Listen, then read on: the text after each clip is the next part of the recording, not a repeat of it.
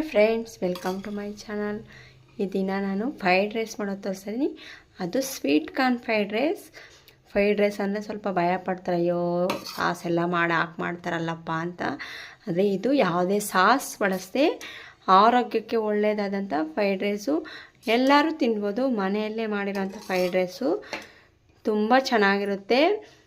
ಬನ್ನಿ ಹೇಗೆ ಮಾಡೋದು ಅಂತ ನೋಡೋಣ. ಬೆಳಗ್ಗೆ ಟಿಫನ್ಗೆ, ಲಂಚ್ ಬಾಕ್ಸ್ಗೆಲ್ಲ ತುಂಬ ಚೆನ್ನಾಗಿರುತ್ತೆ. ಮಕ್ಕಳಿಂದ ಎಲ್ಲರೂ ತಿನ್ಬೋದು.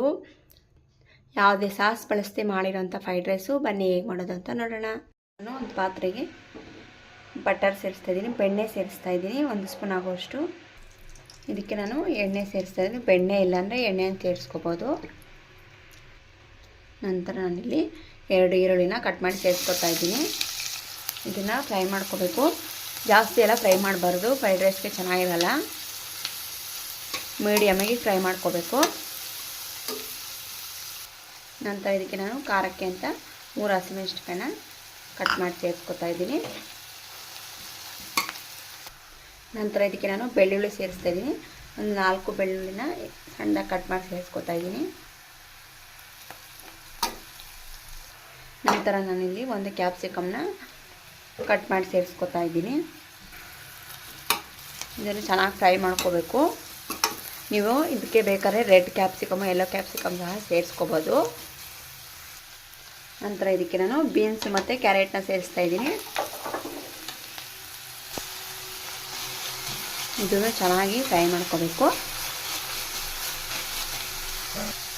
ರುಚಿಗೆ ತಕ್ಕಷ್ಟು ಉಪ್ಪು ಸೇರಿಸ್ತಾ ಇದ್ದೀನಿ.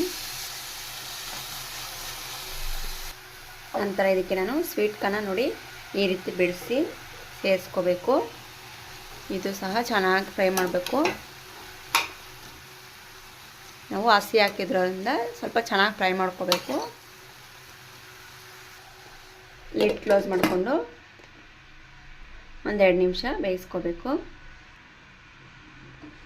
ನೋಡಿ ಈಗ ಚೆನ್ನಾಗಿ ಫ್ರೈ ಆಗಿದೆ. ನಂತರ ಇದಕ್ಕೆ ನಾನು 1 ಹಿಡಿ ಆಗೋಷ್ಟು ಎಲೆಕೋಸು ಸೇರಿಸ್ತಾ ಇದ್ದೀನಿ. ಕ್ಯಾಬೇಜ್ ಸೇರಿಸ್ತಾ ಇದ್ದೀನಿ. ಇದು ಸಹ ಚೆನ್ನಾಗಿ ಮಿಕ್ಸ್ ಮಾಡ್ಕೋಬೇಕು.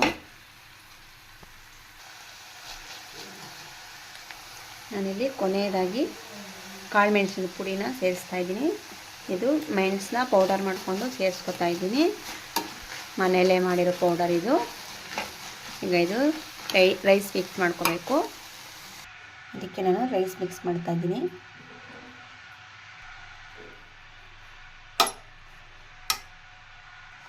ನಾನಿಲ್ಲಿ ಯಾವುದೇ ಸಾಸ್ ಬಳಸಿಲ್ಲ, ನ್ಯಾಚುರಲಾಗಿ ಮಾಡಿರೋದು ಫ್ರೈಡ್ ರೈಸ್. ಇದು ಆರೋಗ್ಯಕ್ಕೆ ತುಂಬಾ ಒಳ್ಳೆಯದು. ಕೆಲವರು ಫ್ರೈಡ್ ರೈಸ್ ಅಂದರೆ ಸಾಸ್ ಹಾಕಬೇಕಪ್ಪ ಅಂತಾರೆ, ಆದರೆ ಇದು ನ್ಯಾಚುರಲಾಗಿ ಮಾಡಿರೋ ಫ್ರೈಡ್ ರೈಸು ಚೆನ್ನಾಗಿರುತ್ತೆ. ಆರೋಗ್ಯಕ್ಕೂ ಒಳ್ಳೆಯದಲ್ವ ಈ ರೀತಿ ಮಾಡೋದ್ರಿಂದ. ಈಗ ಸರ್ವ್ ಮಾಡ್ತಾ ಇದ್ದೀನಿ. ನೋಡಿದ್ರಲ್ಲ, ರುಚಿಯಾದ ಸ್ವೀಟ್ ಕಾರ್ನ್ ಫ್ರೈಡ್ ರೈಸ್ ರೆಡಿಯಾಗಿದೆ. ನೀವು ಸಹ ಟ್ರೈ ಮಾಡಿ. ಹಾಗೆ ನೀವು ಹೇಗೆ ಮಾಡಿದ್ದೀರಾ ಅಂತ ಕಾಮೆಂಟ್ ಮಾಡಿ. Thank you friends.